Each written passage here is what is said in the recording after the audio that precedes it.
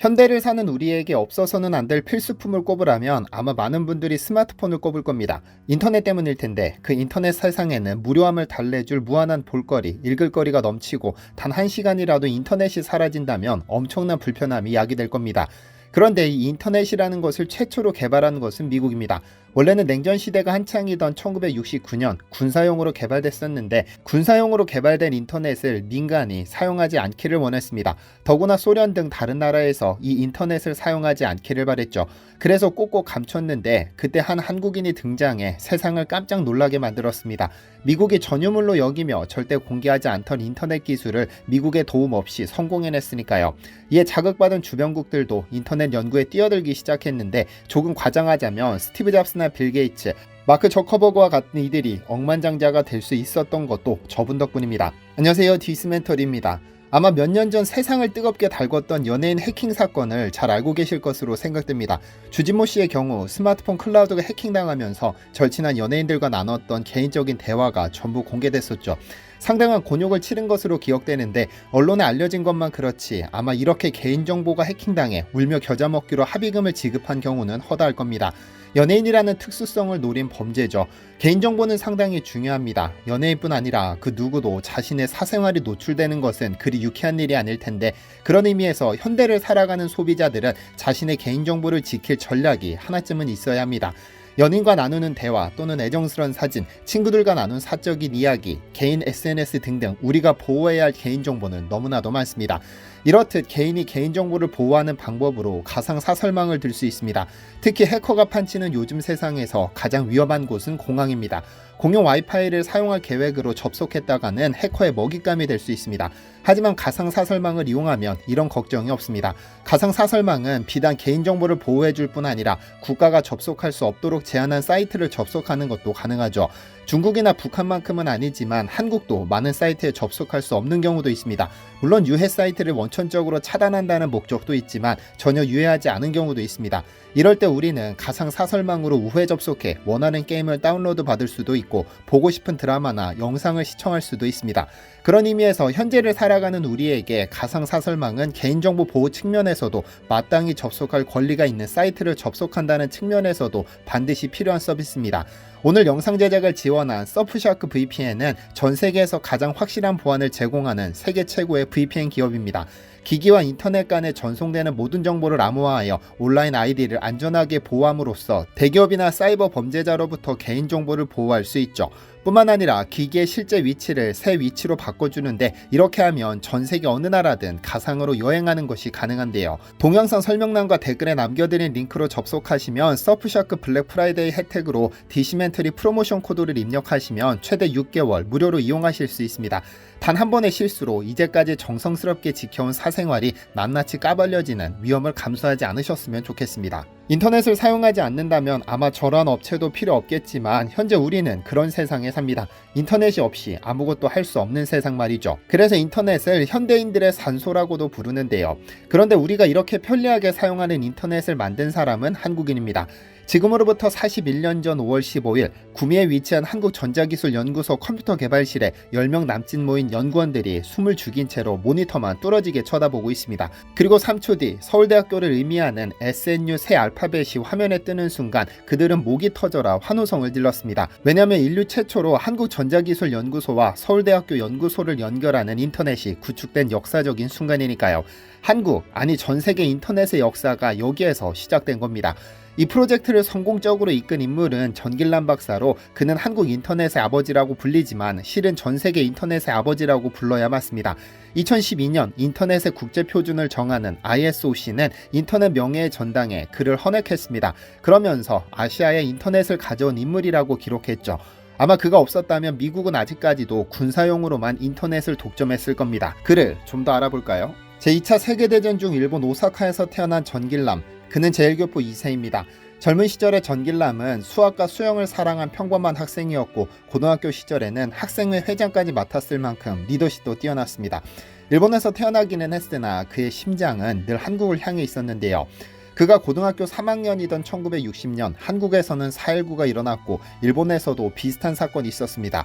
당시 일본에서는 미국과의 안전보장 조약 개정을 두고 엄청난 반대 시위가 일었는데 오사카에서도 약 15,000명가량이 운집했습니다. 그리고 그는 고등학생 대표로 연설을 하기로 해 연설문 초안을 받았는데 그 초안에 쓰인 우리나라 민주주의를 지키기 위해서라는 말이 도저히 입에서 떨어지지 않았습니다. 자신의 조국은 분명 대한민국인데 일본을 우리나라라고 부르는 것이 불편했던 겁니다. 이를 계기로 본격적으로 한국으로 돌아올 결심을 하게 되는데요. 하지만 그의 부모는 격동의 시기를 겪는 한국보다는 미국으로 유학을 떠날 것을 제안했고 결국 언젠가 조국에 돌아가 이바지하겠다는 결심을 가슴에 새기고 1965년 미국 명문 UCLA로 유학을 떠났습니다. 오사카대 전자공학과를 졸업한 그는 UCLA 컴퓨터공학부 대학원으로 진학했는데 이곳에서 자신의 운명을 바꾼 인물을 만나게 됩니다.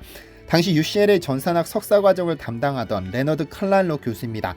그런데 이 클라인로 교수는 패킷 교환 이론을 개척한 인물로 그 유명한 미국 최초의 인터넷 아파넷 프로젝트의 총책임자였습니다.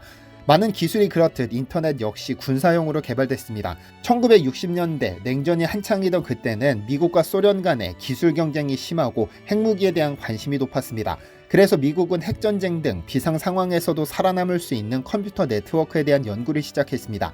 즉 여러 컴퓨터 통신망 중 하나가 공격을 당해 파괴되어도 전체 통신 시스템은 안정적으로 데이터를 전송할 수 있어 전시 상황을 통제할 수 있는 그런 네트워크 말이죠. 이에 1968년 미 국방부 산하 고등연구계획국은 미국 내 여러 대학의 컴퓨터를 연결하는 아파넷 프로젝트를 추진했습니다. 기존의 회선을 교환하는 방식보다는 패킷이라는 작은 메시지를 교환하는 방식이 더 견고하고 생존성이 높다는 결론이 내려졌죠. 그리고 1년 뒤 10월 29일 아파넷을 통해 전길남이 수학하던 UCLA와 스탠퍼드 연구소 사이에 역사적인 데이터 통신이 시도됐습니다. 600km가 넘는 거리를 뛰어넘어 로그온이라는 메시지 전송에 성공하면서 인터넷에 포문이 열렸습니다. 미국은 1972년 제1회 국제컴퓨터통신회의에 아파넷을 처음 선보이며 세상의 모습을 드러냈는데 이 기술의 잠재력을 확인한 많은 연구소와 산업계가 군침을 흘렸습니다. 이에 미 국방부에 사용 승인을 요청했지만 국가 안보를 위해 상업적 이용은 허락하지 않는다고 못 박았죠. 처음 인터넷이 등장했을 당시는 현재와 같이 마우스를 사용하는 것이 아니라 키보드로 명령어를 입력하는 방식이었습니다.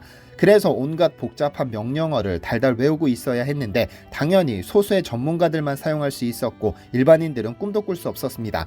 이렇게 복잡하기만 한 인터넷을 수월하게 해준 인물이 바로 영국의 팀 버너스리입니다. 1989년 3월 유럽의 입자가속 연구소에 근무하던 그는 정보가 통합적으로 관리되지 못한다는 점에 불편함을 느끼고 이를 해결하기로 결심합니다. 즉 텍스트뿐 아니라 사진, 동영상, 음성 등 모든 자료를 가상의 장소에 올려놓고 이를 공유하면 지구상 모든 정보를 하나로 묶을 수 있겠다 생각했죠. 그렇게 등장한 것이 1991년 월드와이드웹입니다. 어쨌든 미국으로 유학을 떠날 때 그는 어떻게 해서든 한국에 돌아가 조국의 과학기술 발전에 이바지하겠다는 목표를 세웠는데 그에게 기회가 찾아옵니다.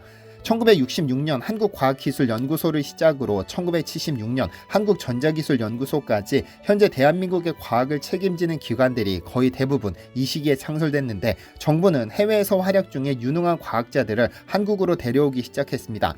전길남 역시 한국 정부로부터 수출이 가능한 컴퓨터를 만들어달라는 제안을 받았는데 그는 컴퓨터보다 더 중요한 것이 네트워크라고 봤습니다. 이에 정부에 컴퓨터 네트워크 개발 제안서를 제출했지만 수익성이 없다는 이유로 거절. 전길남은 포기하지 않고 계속해서 도전했고 간신히 심의를 통과했습니다.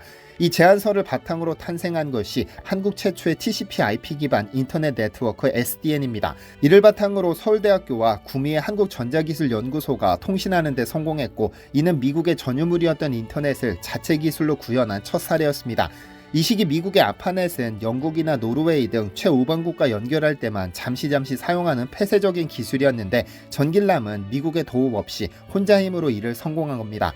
하지만 인터넷의 궁극적인 목적은 국내가 아니라 해외와 연결되는 것이기 때문에 이를 위해서는 라우터라는 핵심 기술이 필요합니다. 그러나 이 역시 미국이 키를 쥐고 있었고 당연히 구매는 꿈도 꾸지 못했는데요. 특히 한국이 북한, 중국, 소련 등과 지리적으로 가까워 절대 허락하지 않았죠.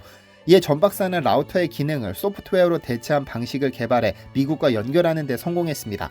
그간 개발도상국이 무슨 인터넷이냐며 비아냥대던 미국 등 선진국들도 한국의 성과에 큰 충격을 받았고 그 덕분에 폐쇄적이던 인터넷망이 전 세계에 공개되는 계기가 마련됐습니다. 그러니까 군사용으로만 이용하던 인터넷 기술을 민간이, 즉 상업용으로 사용할 수 있도록 한 겁니다. 현대를 사는 우리는 인터넷 없이 단 하루도 살 수 없을지도 모릅니다. 비단 한국인들에게만 해당되는 이야기는 아닐 텐데요. 폐쇄적이기만 했던 미국이 기술을 공유해주지 않아 개발도상국에서 개발해낸 인터넷, 조금 과장하면 전길람이 없었다면 빌 게이츠도 스티브 잡스도 마크 저커버그도 세상을 바꾸는 기업을 세울 수는 없었거나 혹은 지금보다는 많이 늦어졌을 겁니다. 상업용 인터넷 시대를 열어준 전길람 박사의 성과가 결코 작지 않죠. 시청해주셔서 감사합니다. 디시멘터리에서는 여러분의 제보를 기다립니다. 제 채널에서 다뤘으면 좋겠는 뉴스 또는 널리 알려졌으면 하는 영상은 디시멘터리 네이버.com으로 보내주시면 소중히 제작하겠습니다. 시청해주셔서 감사합니다.